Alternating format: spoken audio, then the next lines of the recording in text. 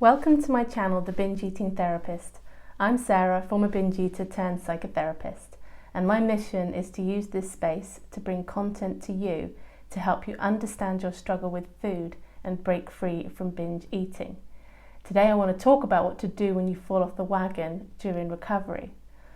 And normally when I sit and do a video, I write down about 4 or 5 points that I want to cover, but today it's just the one. There's just one thing that I want to share with you which will hopefully change the way you view recovery and help yourself get back on track in your recovery.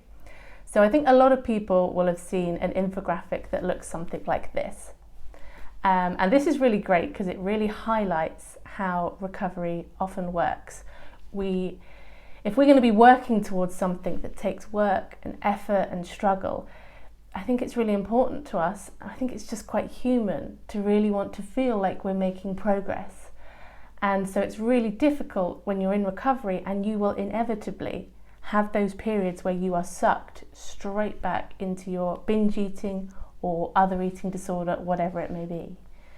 And getting out of that can feel like a real struggle. And when you're in it, the panic of being back in it can feel horrible. Because I kind of remember, I think of myself as for a few years being in a sort of semi-recovered state where I would feel pretty good for a while, but then I would have periods where I'd be back in cycles of binging. And every time that I was feeling good and peaceful and relaxed around food, I would say to myself, I've just got to remember how good it feels to be like this with food, and then I'll never go back to binging. And each time I thought I'd made it, each time I thought, right, I'm finally recovered, as in recovered forever, and I'm never going to have to deal with this again. And then somehow, really hard to even say how it happened or what even necessarily triggered it, but it would sometimes seem to hit me out the blue that before I knew it, I would be back in this cycle of binging again, and it was heartbreaking. And that, the emotional response to feeling like you have been doing so well, that you finally got over this problem that has ruled your life for so long, only to feel like it's come back again with such force, can be a really difficult position to be in. So this video is really for people who are feeling like this at the moment, like you're back and stuck in your cycle of binging or whatever your particular eating problem is. So how do you get out? Because what often happens is the anxiety comes in. Quite often for me it was panic. I would feel panicked and out of control, and the more I tried to get myself back on track, it seemed to be like the worse it got. But looking back now on what I was doing, it would be a case of I was stuck in a binge again, and I would be like, right, I have to finish all this food because tomorrow I'm going to get myself back on track. I'm not going to restrict because I know that doesn't work, but I'm going to get myself back on track. But I was still so much in that binge mentality of I have to finish all the food now, because if I leave anything for tomorrow, I'm in danger of this starting up again. So you're trying to kind of plan your recovery, or I was trying to plan my recovery when I was doing it like this, from a real binge eating mindset. It was a sense of, it's okay now because tomorrow I'll make up for it. Tomorrow I'll get myself back on track. Tomorrow I will manage to do what I haven't managed to do today. And we don't know that. We don't know what we're going to do tomorrow, particularly when we're used to being stuck in cycles like this. So all we can focus on is now. And so often when this is your problem, you are focusing on trying to fix a problem. You're focusing on getting rid of something. If I ask people often, what is it you want from recovery? They'll say, well, I want to not be binging. I want to not be thinking about food all the time. And so what you're trying to do is you're just trying to remove something. And life it doesn't work like that. We have to focus on what it is that we want rather than what it is that we don't want. So people will come to me and they're quite worried about starting the process of therapy for binge eating because they're scared about having to give up something that they're not sure that they can. Maybe part of them's not even sure that they want to. And it feels like you're coming and something's being taken away. You are losing something. And I often say, well, let's think of this as a creative process. What is it you are trying to create? So rather than focusing on how do I not binge tomorrow, focusing on what do I want tomorrow to look like? How do I want to feel? How do I want to be around food? And it's really easy to, like, when you're going into problem solving mode, to try and be like, okay, let me figure out what I need to eat and plan it all out. And the problem with that is you're trying to plan your behaviour whilst you're feeling pretty crappy about food and how you're eating. And so that focus on shifting how you feel, I think, is really important.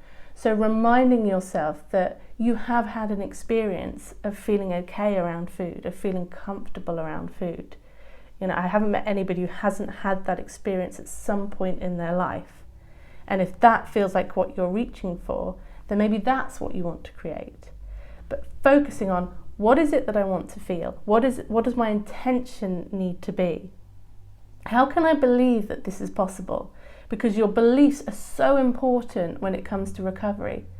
Like, often talk about that feeling of inevitability, when you feel like it's inevitable that you're going to binge. So to begin with, it's a feeling, an urge, I'm going to binge. And then when the belief kicks in and you believe the feeling, you now make it inevitable. It's never inevitable that you're going to binge, but it's the fact that you've got a feeling and your thought is aligned with that. So it's like, where do you need to put your focus in order to move back into that recovery space? Because focusing on stopping something doesn't work. Let's focus on what this creative process might be. What works for you to try and shift the way you're feeling? Because if you're in a state of panic, you will not be able to plan or make an intention that's going to support yourself. Because when we're in that panic mode, we're tending to kind of grasp for stuff. Let me eat all the stuff now and so that I've got nothing tomorrow that's going to make me binge. So bringing it back to, I can't state this enough, this is the one tip for today, is to focus on what you want and stop focusing on what it is that you're trying to get rid of. And I know that's difficult, and I know that is not necessarily our usual state, because we have something that psychologists call negativity bias, which is that our attention is drawn to problems. We're drawn to what's wrong because then we think that we can fix it. But when what's wrong is how you're interacting and how you're feeling about food, like that rational problem-solving mindset often works against us when it comes to this binge eating, because that urge to eat something, or even hunger, it's a feeling, it's a sensation in the body. So this is where we need to focus on, like, how do I get myself to feel a bit better, to feel a bit more comfortable, rather than how do I make myself do this particular behavior, which is probably like not to binge. So this is the one thing that I want to leave with you today, and it works for everything. Whenever you have a problem that you don't want, what is it that you do want? And can you shift your focus to creating what you want, as opposed to trying to get rid of what you don't want? Because that generally doesn't work and keeps us more stuck in our problems. So that's it for today. I'm going to leave that with you and hopefully see you on the next video.